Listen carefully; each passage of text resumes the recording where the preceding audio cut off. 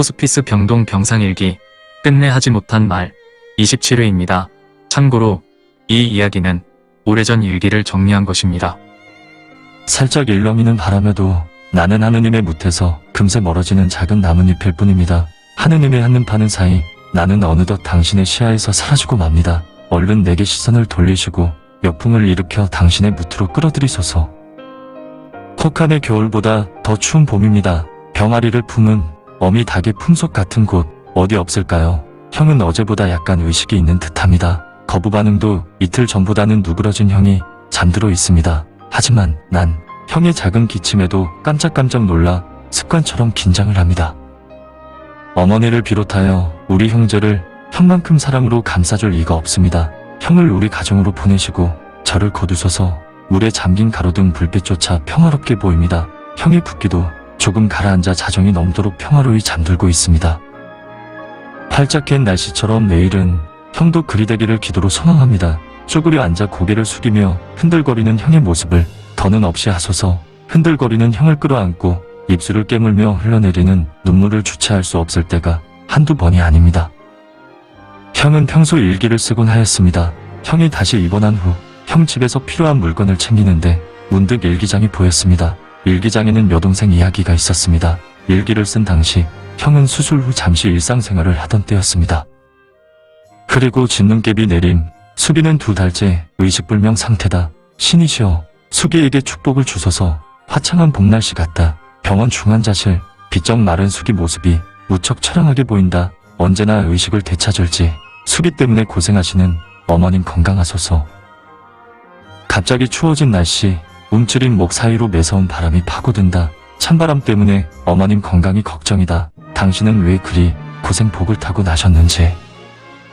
눈이 무척 내린다. 병원 면회 못 갔다. 수가 미안하다. 왜 눈은 그렇게 많이 오는지. 한방눈이 내려 쌓였다. 우리 가족들 한방눈 속처럼 평온한 한 해가 되었으면 수기야 일어나라. 병원을 꼭 옮겨야 하는가. 오라비로서 힘이 못 되어 미안하구나. 수기가 위독하다. 우리 곁을 떠나려 한다. 아주 멀리 힘겹게 버텨온 석달 이제 아주 떠나려 한다. 붙잡을 수도 없다. 이 추운 겨울에 이 한 많은 세상을 하직하려 한다. 붙잡으려 해도 붙잡을 수 없는 운명. 수가 조금만 더 우리 곁에 있어다오. 외침이 메아리 되어 다시 돌아오고 울음이 귀청을 때려도 조금만 더 우리 곁에 있어다오. 가물대는 촛불처럼 언제 꺼질지 모르는 너의 영혼아, 우리 곁에 조금만 더 머물다 떠나거라. 무한한 기적이 우리 가족에게 일어나길. 오늘은 딱 3달째 수기 투병일이다. 수기는 저 머나먼 곳으로 가버렸다. 우리 모두 다 버리고 저녁 10시에. 그저 마음이 무너질 뿐입니다. 자신의 몸도 아프면서 어머니 걱정을 먼저 한 형, 여동생을 그리 떠나보내기 싫어하였으면서도 왜 자신은 떠나려 하는지.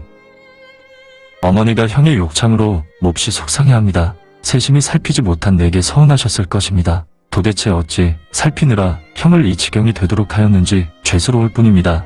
욕창이 얼마나 무섭고 치명적인지 잘 보았으면서도 말이지요.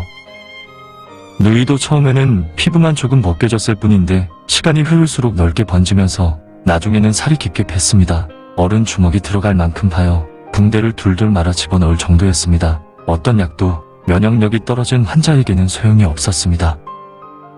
욕창에서 발생한 병균이 혈관을 통해 침투하여 폐혈증마저 유발하고 말았습니다. 합병증은 결국 환자에게 치명적일 수밖에 없었습니다. 몹시 추운 겨울이었는데도 욕창은 악화할 뿐이었습니다. 움직이지도 못하던 누이에게 더할 나위 없이 괴로움을 안겨주었습니다. 욕창을 치료할 때면 커다란 눈망울로 눈물을 찔끔거리던 누이가 형에게 오버랩되어 가슴을 후벼넣습니다. 어머니도 누이 동생의 모든 모습을 보았으니 형에게 생긴 욕창을 보며 당연히 나를 원망하셨을 겁니다. 움직이지 못하는 환자일수록 과감하게 다루어서 미리 예방해야 하는데 조금만 움직여도 아파하는 형이 안쓰러워 조심스럽게 다룬 것이 실수였나 봅니다. 신체의 어느 부위도 온전치 못한 터라 행여 잘못 움직이면 다치지 않을까 하는 염려가 이를 더 키운 셈입니다.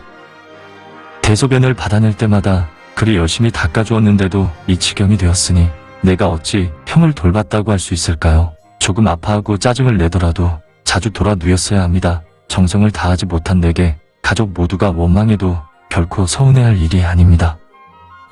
오늘 아침 호스피스 병동을 담당하는 암브로시오 수녀님과 환자 가족의 미팅이 있었습니다. 암 환자들의 말기 증상을 자상하게 일러주며 그럴 때는 가족이 어떻게 대처하는 것이 현명한가 이야기하였습니다. 조용하고 다정한 수녀님의 이야기로 환자 가족은 위안을 받았습니다.